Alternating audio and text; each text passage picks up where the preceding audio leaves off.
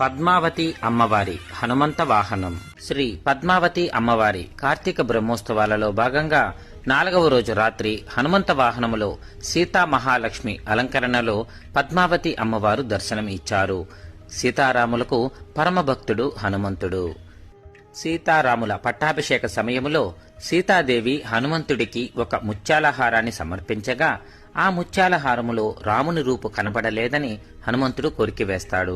హనుమంతుడి ఈ చర్యకు ఆశ్చర్యపడిన వారు అయితే నీలో రాముడు ఉన్నాడా అని ప్రశ్నించగా అందుకు హనుమంతుడు తన 2 గుండెలను చీల్చి సీతారాములను ప్రదర్శిస్తాడని పురాణాల కథనం. ఈ సందర్భం గుర్తుకు వచ్చేలా సీతాదేవి ముత్యాలహారాన్ని హనుమంతునికి సమర్పిస్తున్న అలంకరణలో పద్మావతి అమ్మవారు దర్శనమిచ్చారు.